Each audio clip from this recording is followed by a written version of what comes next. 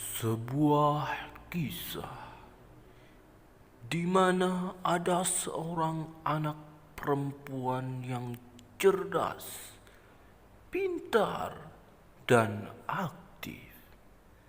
Namun, tiba-tiba ia berubah seketika menjadi perempuan pendiam.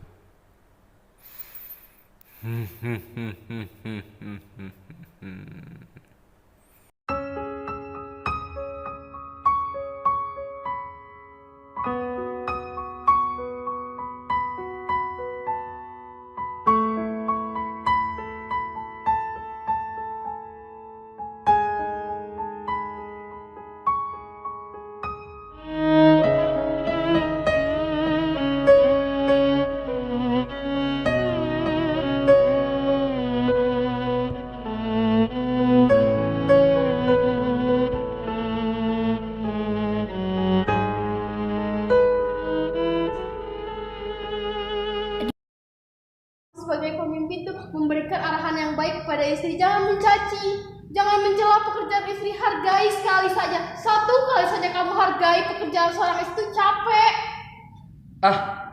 Sudah cukup. Aku capek seperti ini terus, diomelin terus sama kamu. Yang capek dengan kelakuan kamu yang seperti ini terus. Udahlah.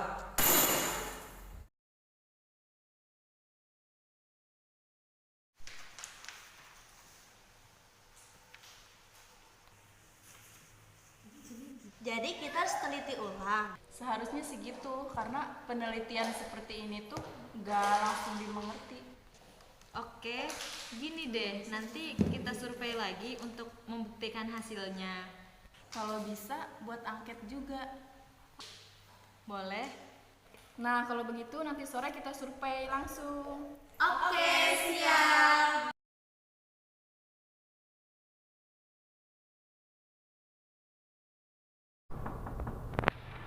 Assalamualaikum. Ibu, Aini pulang, Bu. Kenapa? Kok kelihatannya sedih sekali?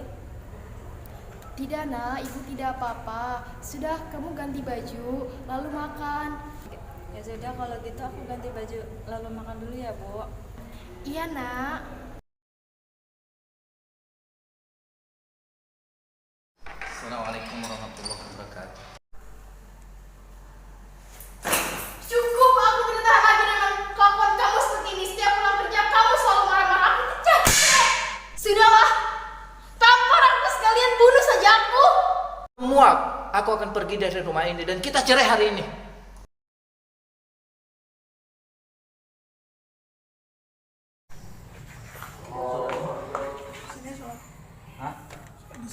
So di sini. Mana ada bos?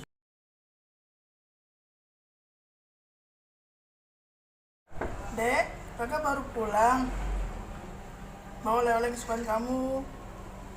Kakak boleh masuk nggak?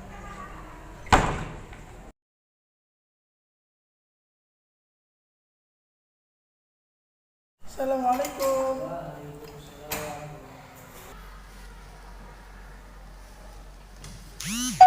Mohon maaf, ada yang bisa saya bantu, Pak? Ini Pak, sebelumnya perkenalkan, nama saya Rio, saya kakak dari Aini. Jadi saya ada keluhan terkait Aini. Ini dia selalu mengurung diri di kamar gitu. Entah kenapa dia itu, saya lihat sih sering murung ya, atau karena punya masalah apa atau bagaimana, saya tidak tahu. Mungkin saya kesini mungkin butuh bantuan Bapak, karena Bapak adalah bidang konseling. Jadi saya minta tolong untuk memberikan motivasi kepada Aini. Mohon maaf, Mas Rio, apakah sebelumnya di Bapak ini pernah seperti itu? Sebelumnya sih Aini tidak seperti itu, dia seperti biasa, aktivitas sekolah, belajar seperti biasa. Tapi baru-baru ini entah kenapa dia seperti itu. Jadi intinya sih mohon kesediaan Bapak untuk memberikan solusi atau memberikan bantuan kepada Aini agar dia itu kembali seperti semula. Khawatir akan terjadi timbul hal yang tidak diinginkan. Baik, Mas Rio, kalau begitu kira-kira kapan Mbak Aini ini bisa dibawa ke sini untuk bisa bicara langsung dengan saya. Mungkin secepatnya ya Pak, supaya ini juga cepat sembuhnya, bisa beraktivitas seperti semula. Jadi mungkin besok atau lusa saya akan bawa Nur Aini ke sini. Kamu tuh kenapa sih selalu mengurung diri di kamar? Emang ada masalah? Ceritalah ke kakak, siapa tahu aja ada solusinya. Jangan begitu terus, bingung jadinya. Karena gimana pun juga kakak itu tanggung jawab kamu. Kamu kenapa? Cerita dong. Kakak itu bingung sama kamu, setiap hari datang-datang, langsung masuk kamar, kunci pintu. Jangan seperti itu, ceritalah ke kakak. Siapa tahu ada solusi untuk kamu. Kamu itu tanggung jawab kakak, bagaimanapun juga itu.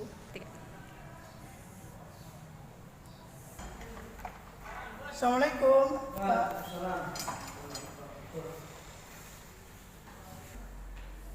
Waalaikumsalam warahmatullahi wabarakatuh. Ya. Pak, ini sesuai janji saya yang waktu itu, ini saya bawa adik saya ke sini untuk dimintakan solusi ya, karena adik saya kelihatan sangat berbeda baru-baru ini. Silakan duduk Nur Aini. Ya, duduk. Nah, Pak, ini Nur Aini saya tinggal di sini dulu ya. Nanti kalau memang sudah selesai, nanti bisa dikabarkan kepada saya.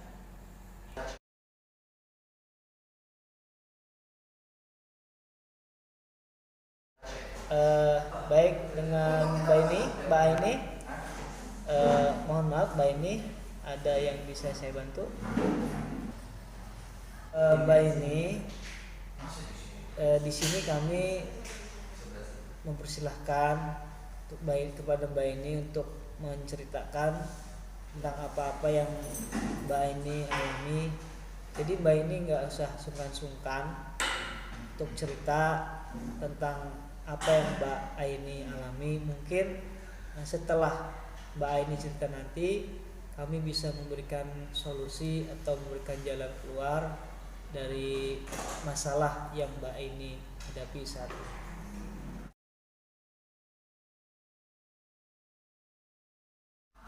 Jadi gini Pak, saya itu merasa tertekan, dan setiap saya pulang sekolah itu melihat orang tua saya selalu bertengkar di rumah.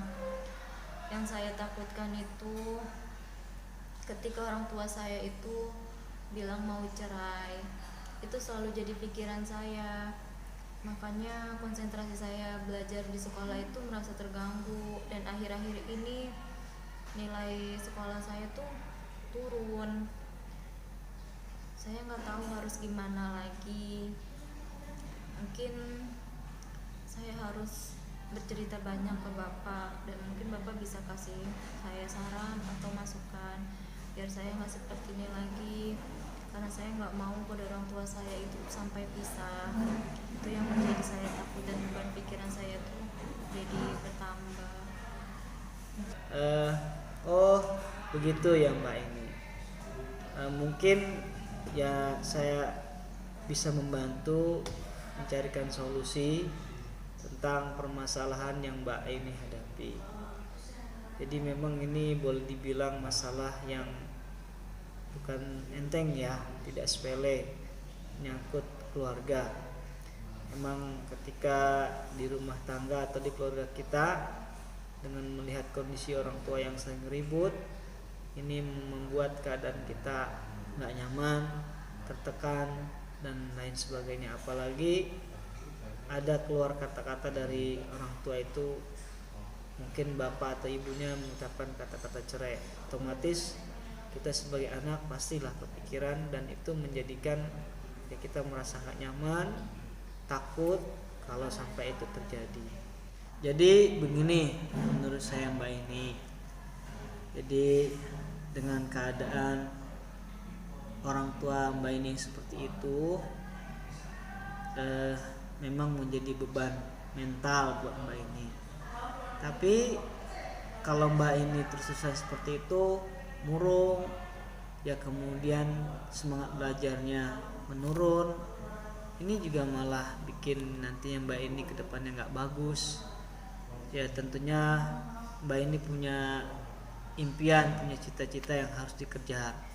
Dan kalau untuk masalah kedua orang tua Mbak ini bisa dibicarakan, mungkin diajak dialog bareng pada mama papanya agar tidak terus-terusan setiap hari ribut, kemudian tidak keluar kata-kata cerai dan lain sebagainya.